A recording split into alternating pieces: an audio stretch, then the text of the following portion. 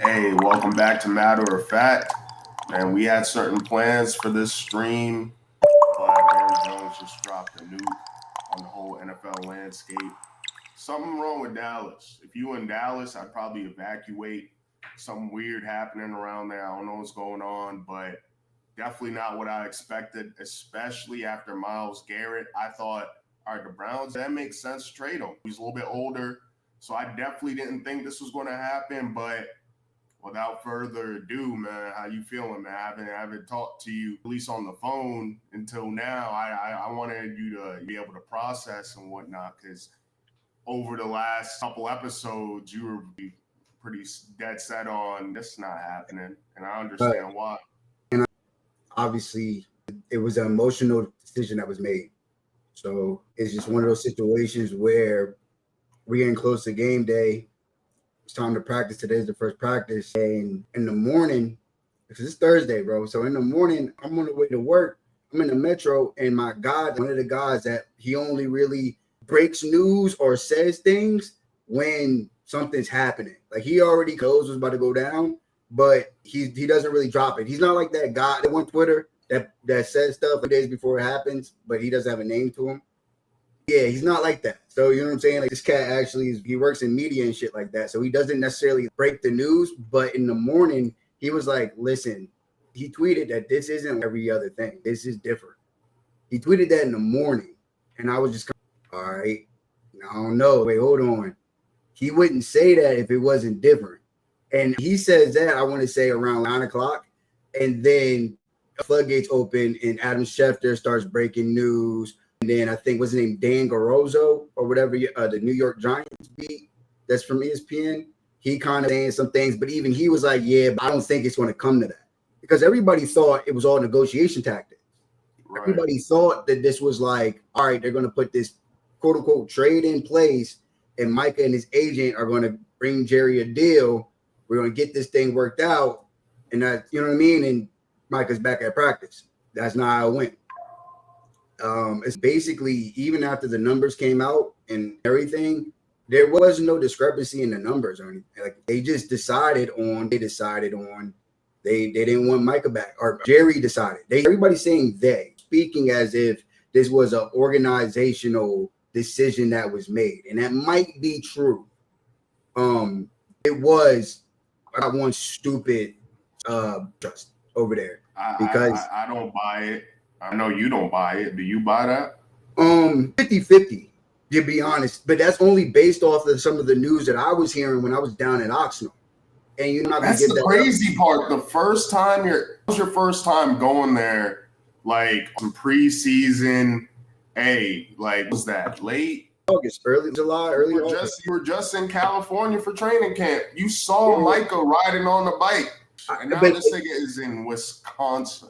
But now, like the whole entire time, like remembering what the person that was talking to me was telling me, and then seeing all of this happen in real time, it's like, Again, at that moment, we're just talking about a player, and he's telling me stuff. He's like, "Yo, like him and Trayvon, they walk around the facility all mopey and shit. Like they mopey, like just do stuff, and they're just lackadaisical, and that's just not the energy that you want in any type of working environment."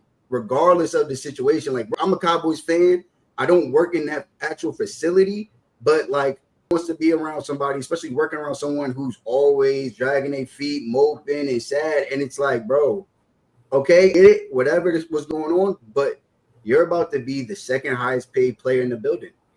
You can't do that. You're about to be the highest paid non-quarterback. Right. But even in our building, that 60 mil, whatever his shit. But that's not he was trying to say is you about to be the second most important person and most important man on this football team, and you need to start leading. And I remember, I don't know if you remember, but at the beginning of our training camp, Jerry Jones had another viral stupid ass conference where he just kept on expressing leadership. He was talking about leadership. And I thought it was odd at the time, but then I'm talking to Buddy and he's like, I'm like, oh, so you actually agreed with Jerry Jones when he was talking about that leadership in the press conference when he was talking about leadership? He's like, yeah, really do. He's like, I agree that if you're going to be one of the top players on this team and you're supposed to be, all these responsibilities and you want us to give you all this money, the least you can do is lead. The least you can do is show some word I'm looking for, some enthusiasm throughout the day. Even if you're not practicing, even if you aren't playing, you know, sure everybody else is giving off good energy when you pass by him and shit. What it sounds like what you're saying is him like on the cartoonish shit he was doing in practice was rubbing him the wrong way at the most tense times of negotiations. But I still feel like that's an excuse because here's the thing. That's what I'm saying. I don't want to call it an excuse because at the time when he's giving me this information, I'm never once thinking like a month ago. Okay. Yeah. I'm in my head, I'm never once thinking like these are grounds to trade his ass. Because if you were going to do that, time has already passed in my football brain. Like in my football mind, March. You want that shit before the draft. Right. And it's like, yo, I listen to these cats talk. I listen to Micah talk, and he want to be here. So I knew everything he was doing was a negotiation tactic. I thought the same with Jerry, but then come to find out, people are in Jerry's ear, and there's two sides to Jerry. Like, you can be in his ear saying one thing, and you could too. And he's going to kind of with whatever he feels at that time. So then when it got real emotional and it got real, 26-year-old arguing with I'm going to negotiate with an 82-year-old. Like, would a 26-year-old be negotiating with an 82-year-old businessman that's a $1 billion mogul? Like, bro, I'm not doing that negotiation. My agent needs to do that negotiation. But all right, so let's get to that. The so-called handshake deal where he feels like, I saw a funny tweet where it was like Jerry Jones traded this nigga off a handshake deal like he was selling a railroad in the 1800s or some shit like that. A bunch of it was like, bro, we had this deal. I've done this with Prime Time. There's a thing he didn't. Micah don't have a cool nickname, but I'm saying that's the biggest part. He didn't do those deals. Like Des Bryant, let me see if I can find it. But Des Bryant went through Rock Nation, didn't he? Right, but he talks about a time. Des Bryant talks about when Jerry tried to make a deal. Nicki Minaj. He talks about when Jones tried to make a deal with him, and it's like, and he literally. So this is what he does, and I know it's true because when Brian Barack, someone leaked that story before. Like, they talked about that story before, and they literally were saying like he literally got Des Bryant to the 50-yard line on some Sunday night, Friday night lights, Texas movie football shit, and then they're talking. So they're at the 50-yard line, Dallas Cowboys Stadium, in the evening time, and Jerry Jones is trying to make this deal with Des Bryant. Des Bryant is like, Jerry, all right, do you think you could guard me down there on that football field? Jerry Jones is like, hell no, he would kill me. And Des is like, okay, do you think that I would try to play ball with you up here when it comes to negotiations? I'm gonna let Rock Nation take care of that. I think that's yes. No, but like Jerry wants to go through the players, bro. He wants to go through the players. He wants. So let me ask this: so with CeeDee Lamb and Dak, did he went through the agents? We going through it. We going through the motion. Can you hear that? And I'm listening to him. Yeah. I know that I stood up and I was like, "Hey, Mr. Jones, you see that field down there?" I say, "Do you think you can cover me?" He said, "Nah, you are destroying me." And I said, "So what makes you think that I can sit here and negotiate a contract with you?" Just like that. And then right after that, he got talking about things like that. I remember walking out there, but I said, "I'll take my chance. Trade." I just kept Redhead job. I kept Romo job. I was feeling. You get what I'm saying? Right ahead. Real talk. Like, I was feeling that way. And leading job, I kept that job. I got same job base. Y'all just up putting respect on my name. So we going through it. We going through the motion. So what do you mean he kept Witten's job? Jason Witten? I was like, yeah, bro. How the hell he keep Jason Witten's job? Kinda. Hold on, let me get out of here. Let me get out. But yeah, like, I don't know. I'm rapping. He's saying that again, like he said. That's how I was feeling. Because again, that was the year fresh after we went to lost to Green Bay in the playoffs. Buddy had like 1,416 touchdowns. We had like we went 12-4, some shit like that. You know what I mean? So like, I just everybody was eating. We was eating. We was going crazy. The offense was going crazy though. So like he said, I just kept everybody's job, but like what he was basically saying is our offense was going so crazy that youngest one a part of this shit. I wouldn't, because at that time he was still in his early or mid 20s, and back in Tony Romo's 30, and you know what I'm saying. Jason Garrett, if he have a bad season this year, he's definitely fired for sure. So part of what he said was a little bit of like him brazen, but and like if you go back and think about that year, he's not capping all the way. Wait, so even back then, the Packers were a problem? Because I'm not remembering y'all playoff runs. Because when I think of the Packers, not trying to brag or nothing, but like with the Packers recently, we end up beating them to make the Super Bowl. Mad long ago, like I can buy alcohol, so I'm not even trying to flex or nothing. Like I ring where I could drink alcohol, but like it. And here's the thing for me. All right, so let me give you some of my takes. If I was a Cowboys fan, I like the way Micah's handling it because listen, man, I just went through this with like, bro, I felt like I just went through a humiliation ritual, which is why I'm very high on our like future. I'm like, we didn't just go through that and nothing good's going to come because this is crazy. We were on the Knocks preseason. We have Joe Shit and y'all embarrass you embarrass our whole thing showing that phone call. And then Saquon joins the team. He goes crazy. They win the Super Bowl. Madden. Every time I load up the Madden screen, I got to see this nigga doing the backwards huddle. I mean, all that. Like, so I just went through something similar. Now, edge rusher is a much more important position.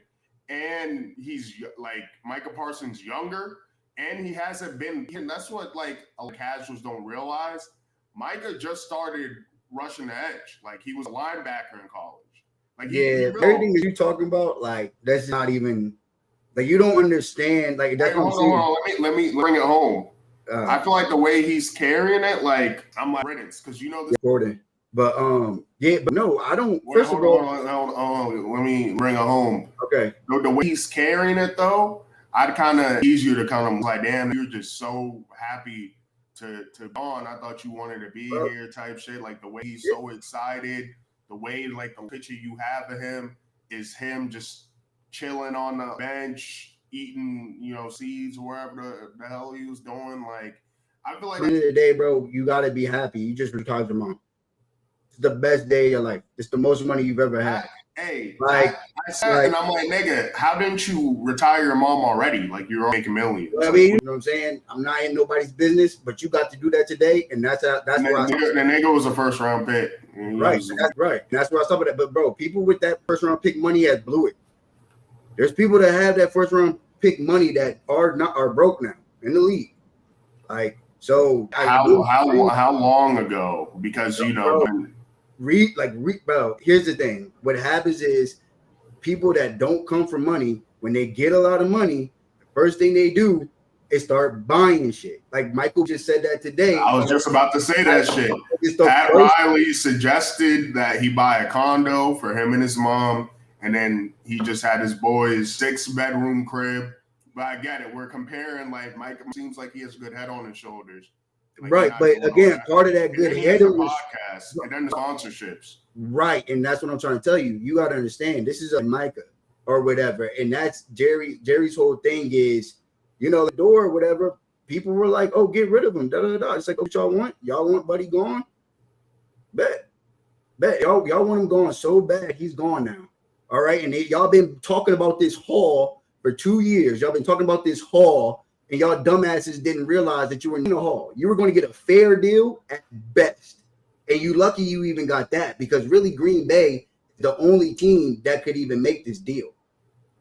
Now, it's funny that you mentioned that because I feel like the Lions, they have a lot of cap room. They could have made a deal. And I feel like the Packers were so pressed to make the deal because their division is tough, bro. It's a top 3 division to me. I think you could put them in any order. It's the NFC East, it's the AFC West, and then it's the NFC North is tougher than NFC East. Well, yeah, no, definitely. Yeah. I thought they were like kind of because I'm not high on the Vikings, but like now and also if JJ McCarthy's just serviceable, then for sure if the Lions are cool without Ben Johnson and Aaron Glenn, Sure. But they're looking at like, yo, if they add Micah Parsons with Aiden Hutchinson, or if they add Micah Parsons with Montez Sweat, or if they now you got to remember though, if you pay Micah, you have to also pay Aiden Hutchinson too, which is why I'm kind of like because the Packers are paying Rashawn Gary right now, aren't they? But they ain't paying. No, if you go to the Packers roster, they're only paying, including Micah, like 5 guys. It's like they had. That's what I mean. Like, bro, there's so much nuance to this shit that it's not like Jerry emotion, but Green Bay didn't. And like everybody, Dallas, that's what we do. That's what fans do. They act out of emotion. And like for like you, about to be like, bro, Micah's allowed to be happy, dog. He's the highest paid player in the NFL. Non quarterback in the NFL. Yeah, you allowed to be happy. Like, I'm not mad Micah's happy. I'm not mad if Micah has success. Like, that was he's a Cowboy. He still texting guys. Rashawn Gary's on a 4-year, $96 million. Right. I mean, that's easy. That's cool for how good he is. That's what Aiden Hutchinson's not. It's not Aiden Hutchinson. Yeah, but I think they could afford. They have some of the most cap space though. What I'm saying is, it's not about affording Micah. It's okay. Wait, so you're gonna give him that contract, and you have that's up on your team. So you're gonna pay Micah, and now you Aiden Hutchinson. You definitely got to. Well, the leverage that he's coming off a pretty serious injury. All right, what we doing? But now it's like so you have is all right. We have Micah here. We just paid him. Now it's extra motivation. We're talking about hypotheticals. I'm talking about what actually. Let's get back on what actually happened. You know what I'm saying? And like what actually happened is like, yo, he brought it to the table, and Jerry Jones started big ball. He said that he demanded him to play on the 5th-year option this year, but that doesn't even make any sense to me because he's playing on the 5th-year option in Green Bay. So that was that's not it's a 5-year. Well, it's a 4-year extension, but it's a 5-year deal. So he's playing on his option this year, and then next year is when the contract actually kicks in. So basically, it got to the point where Jerry was just upset that he got shown up. He was mad that he couldn't do his thing. He likes going around the agents. He went around the agents, and he thought that he went around the agent and he got a deal done with Micah. And his agent was like, "Yo, shut up. You don't make those decisions and you don't negotiate. I'm the agent. I'm the one that does the negotiations." And then Micah tried to go back to Jerry and correct shit, and Jerry's like, no, we are in place, bro. I don't talk to your agent. I talk to you. We already made a deal, and that's literally how petty it is. That's the ego play. At the end of my take is it's definitely an ego play, and it was pretty much an ultimatum: get the agent out of here because we made. It was him versus. If you listen to, I know you didn't watch yesterday, but if you listen to the press conference yesterday, Jerry Jones was like very, very serious about him to the agent. He literally almost went on like a tangent talking about how I can't believe that you picked. Basically, he's upset Micah picked the over him. This is a fucking actual breakup, bro. Like he's like, I can't believe you picked the like basically like I can't believe you picked the agent because you don't even know if the agent's even going to be here a year from now or 3 years from now when this Dallas Cowboys shit is forever. So in his head, that's what I'm telling you. Like it got to the point where it was okay. So 4 months in April. Or we can even say when they had the first conversations, we can say after the season ended in February, Micah was Michael Irvin, right, to Jones. Between that time and now, Micah has turned from Michael Irvin to Amari Cooper to, yo, we don't give a fuck. We sending his at best. Oh, you want to play with me? You want to be, you know what I'm saying? Like, what bet? We'll send your ass Green Bay. And cool, he get to play with Jordan Love. I know him and Jordan Love got a relationship, but at the end of the day, Micah wanted to be a Cowboy because he loves every aspect of it. He likes the money you get. Didn't he grow up a fan? Yeah, he's a Cowboy fan. Him and Trayvon Diggs too. And then the other part of too is like, you know, there's no what's a but that helps out with the contract. But at the end of the day, the Dallas Cowboys did not get what they wanted. Michael Parsons and his agent, David Malagueta, got exactly what they wanted, and they're in a place to win. But if you want to say it, let me ask you this too: you gotta trust your agent. Exactly. But T. Higgins, to stay with the Bengals, he fired the same exact agent. Exactly. So was Jerry Jones like, and T. Higgins just did it, come out the way and come back home? Yeah, and he's like, nah, I gotta rock. So don't you feel in a way like, damn, Micah, you could have been here if you wanted to too? Bro, so you don't feel like he should have fired the agent and just took the no. 5-year Hell no. No, bro. I don't. That's what I'm saying. Like, get your money. The he would have got his money. Okay, but it doesn't matter. Stick with the. Listen, I know for a fact Jerry Jones is trying to hold you. I know for a fact that your agent is going to be doing negotiations for you, and you going to get top dollar. You're going to have all the right incentives and all the right language in place on the contract. Because I can tell you all these. Oh yeah, 200 million guaranteed. Boom, boom, boom. But if you make it too, like, you know what I'm saying, little ass parameters that you don't know about, that's what your agent is discussing. Your agent is also discussing, we trying to get back at the table once this new cable deal comes in, this new TV deal comes in. We trying to get back to negotiating. So I know you want to be a Cowboy for life. When is that TV deal? Doesn't matter. It could be 3 years from now. It could be 4 years from now. Well, that's the issue too. Is off from that 5. So he got a higher number at 4 years. Well, that's what I'm saying. No, we're not doing like Jerry Jones' thing is he wants to pitch you on we Cowboys for life. You're a Cowboy for life. Why does it matter? You're a Cowboy for life. Your agent is like, hey, bro, I never said you weren't a Cowboy for life, but we going to the negotiation table in 3 years. We're not going, you know what I'm saying? Like we're gonna renegotiate our Cowboy in 4 years. We're not going to just be a life for 10 years and not go back to the table. And you got to remember with Dak, his agent Todd France, they screwed Dak. They hold Dak when they first came for extension when the shit was like here. They said nah. They waited out. They got screwed because he got injured. They had to tag him, and if they would have tagged him again, it would have been crazy. So at that point, they had him by the balls. They had to make him the highest paid QB. Well, guess what? Not only are you going to make me the highest paid QB, I'm putting a no trade clause in there. I'm putting the no franchise tag clause in there. So the next time we try this bullshit, either you let me go to free agency or we coming up on that bread. You know what I'm saying? Like this shit is complex, bro. It's like Jerry is telling you with the fear to make it seem like, oh, Micah is no, bro. No, Micah he's doing a damn good job. He's doing a damn good job of that. You know, billionaire by not being able to shake some shit up. You know what I'm saying? And be able to get the majority onto your side. At the same time, this is the game, and if it's never been about winning. It's never been about winning. Oh, that's why I tell you to watch that doc because it's informational. It's not, you watching the Cowboys, you hate. No, it's like, Listen. It's not just close to the season, bro. I'm tapped into what the Giants are doing. If it was like, all right, this is April, May, I'll tap into it. I mean, they dropped in. I guess y'all was watching preseason. But like, long story short, this is his emotions got involved. His emotions got involved here with Micah. He's never done this. There's no precedent of him even thinking of doing this. I mean, even his man, Michael Irvin, is like, I don't know why he did this, made a mistake. They made a mistake. And he on the these 2 draft picks are going 30, if not 32. It's like, okay. And now we got to, like, it's just one of the things where there's no thought process behind this shit. Just an emotional decision. If this was something that they felt like, we're going to move on from Micah, all right. Like, even if they realized in the draft, again, all this repeating itself. Back in 2020, Amari Cooper signed an extension. He signed an extension for like 4 years, $100 million.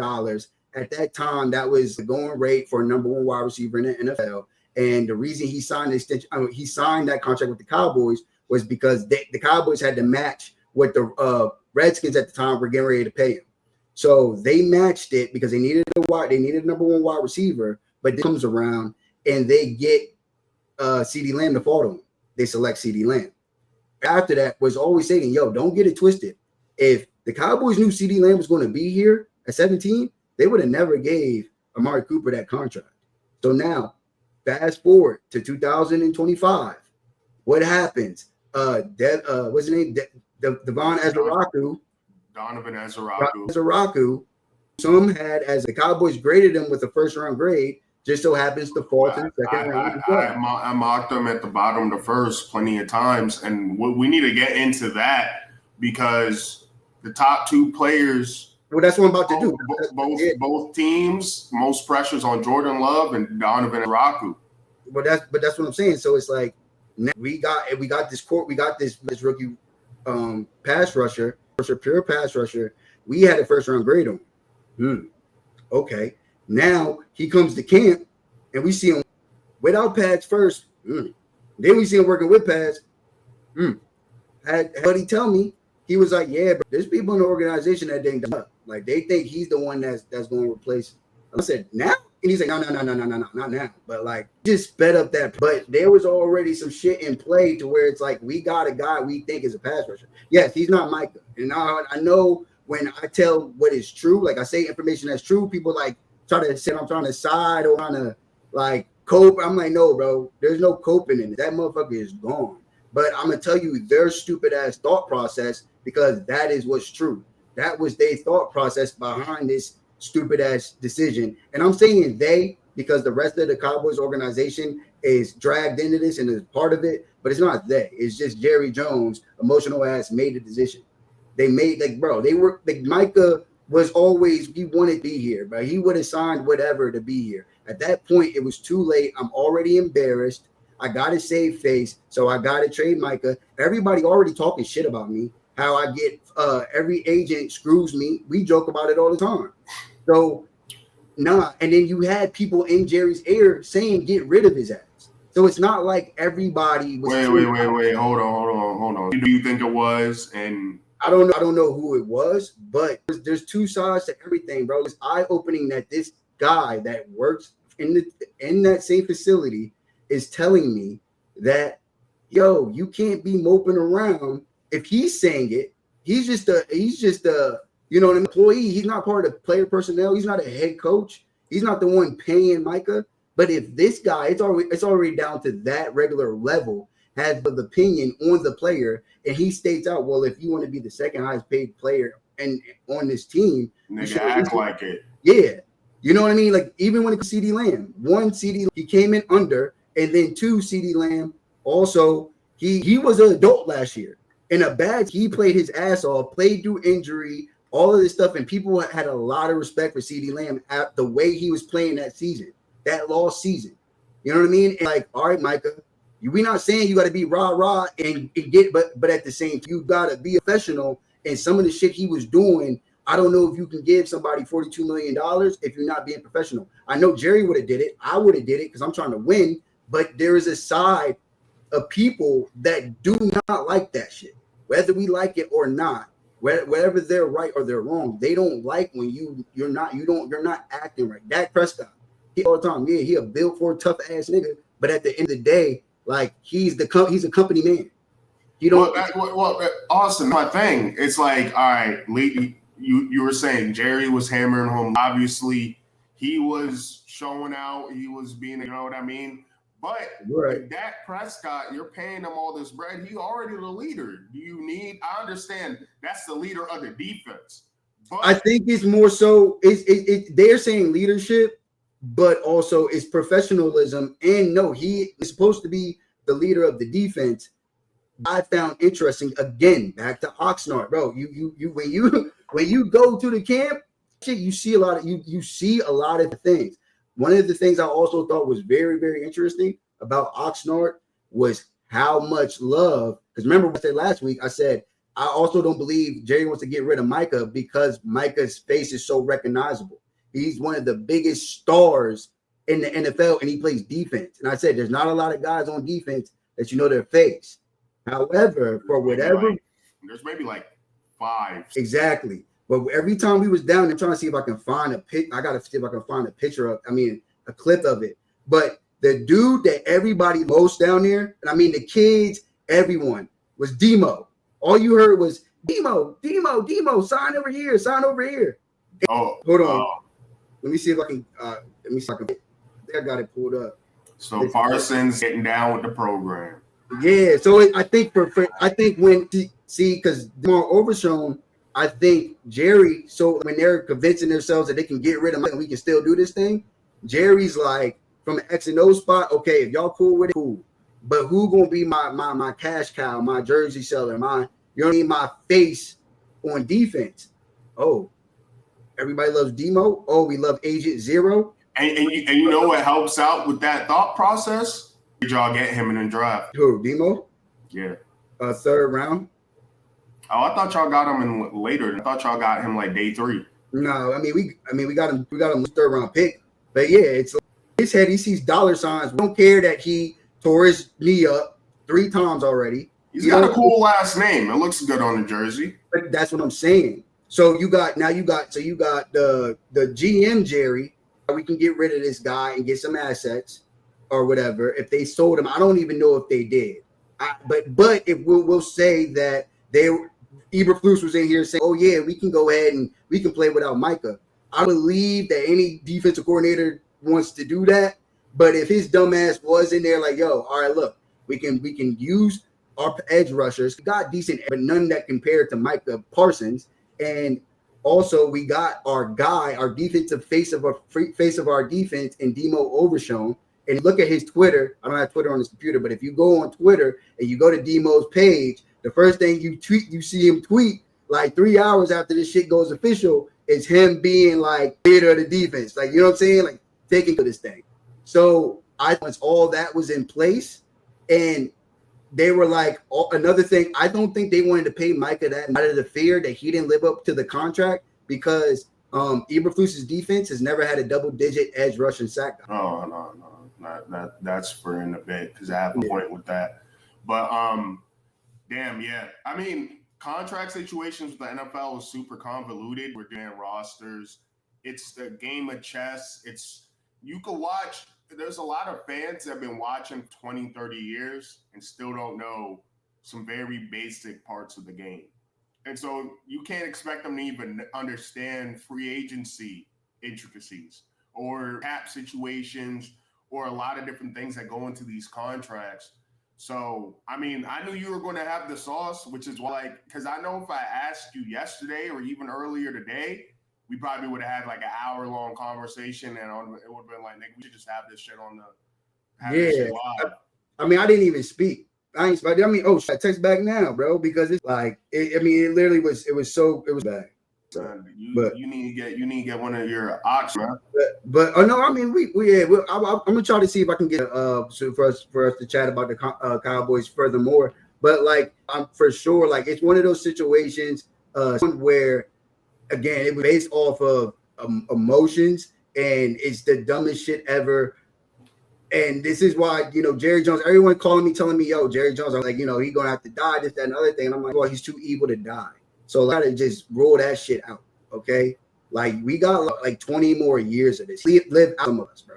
Like, he's too evil to die. I gotta let that shit, all right? We'll call him a cockroach. And then Philly fan, fresh in my shit, right after news break, Philly fan in one of my fantasy leagues, going crazy, ha, dancing all the grave and all this, and I wasn't even tripping. I was like, bro, it is what it is. And he said something like, "Oh, like, I hope y'all never find peace." And I literally said, like, bro, like, you gotta understand peace. It's not. If I didn't find peace, I wouldn't be able to do this shit. I wouldn't be able to be here right now, because like, this is ridiculous. We're not even trying to win, and all I care about is winning. I don't even care about none of the other shit. I just want my football team to win. They could have did this shit and had it made sense to me, I would be like, all right, this is about to bring some wins. But I know this didn't come from a place of like, yo, we wanted to really use this player to collect assets, really believe in it. It was like, so wait. This is one of my, when I was thinking about it, I was like, okay, these drafts loaded with talent. Do you think there's that you guys are targeting in this upcoming draft? And I don't even want to no Arch Manning. I'm not trying to talk about him. No, I'm talking about possibly on the defense. No, maybe a receiver. There's absolutely nobody. You know what I'm saying? Like, that's the thing about it, because it's like the player traded, the asset that you traded was a 26-year-old Hall of Famer. He's a 26-year-old Hall of Famer. So your hope is that you get him. At best, that you. I mean, we kept saying this. We kept saying that. Because you get first, like, makes sense. Like, it's the age. Like the only thing you can is draft your boy. Like okay, Arch Manning. Yeah. I'm saying like the only thing you can do. I'm Right. saying it's like, all right, maybe we'll ease up a little bit because y'all like started with Abdul Carter, and we might not have still liked it, but it would have been a bit more, able to cope with something that's easier to talking about. They don't care that he's gone because of the money. Is coping. That's the cope. Yeah, that's cope. I mean, I saw a lot of cope, bro, because it just doesn't make sense just from the timing. I mean, we're a week away from the season, for one, literally away from playing your division rivals, which makes it seem more like a marketing play. Like, oh shit. Yeah, that's why I'm like, bro, this is going into this. Now we have the craziest storyline ever. We have your rivals that care more about y'all losing than them winning in the Eagles. And it's like, all right, now y'all don't have that. And it's funny because, like, even with Micah, it's not like people were like expecting y'all to win the Super Bowl. So it's just kind of like it's mad interesting. But even if there's like a talent, y'all would have to be pretty, or y'all not going to lose that many games. And then is that team going to want to give up? Y'all going to have to use some of the assets that you got in the thing. And this is where I'm like, that's already steps ahead of you with this shit, because those assets, again, if we're talking about Abdul Carter, right? He's the first non-quarterback to go off the board. I think Travis Hunter went for us, but top two non-quarterback go off. You mean to tell me team is ass, and I'm able to get this generational pass rusher or generational talent, like blue chip talent, like Travis Hunter? I'm gonna give that shit up. The Cowboys 17th overall pick and the Giants 28th overall pick. Like, we gonna package that to move up to 3? Like, bro, you know what I'm saying? I mean, just even with the Browns, we're move back to the second to get Tran. Didn't they give up a first? Yeah, the Jaguars give up. Yeah, they gave up. So it doesn't make sense. And I was like, I think it would have been at least like a redeeming quality if y'all could have at least got a second too. Well, here's the thing. We got the 2 once, and you got to remember, Dom, we can't get but so much because we're giving up Micah, and they got to throw him the bag. Right. So you get the 2 once, that's good, but he's now going to sell you Kenny Rogers or Kenny Clark. Why are you doing that? His name? Kenny Clark. They're trying, and I'm not even trying to disrespect him because I think he is a above average run defender and like above average D tackle, and now be like a nice little Simon Osa. Yeah, I would say he's a top 10 D tackle in the league. Okay, but he's a good piece, right? But he's talking to you like he just got Quentin Williams or Dexter Lawrence. Yeah, like he's talking to you like we just got the guy position for our he's talking like we just traded player 1 for player 1 and got this pick, and it's like nah, it's not what happened. We got to maybe. I'll give him a B. We'll say Micah's an A+ player. He's a player, probably a B player for real. Yeah, I would say this point because he was like 2 years ago he was like a B. Maybe he could bounce back.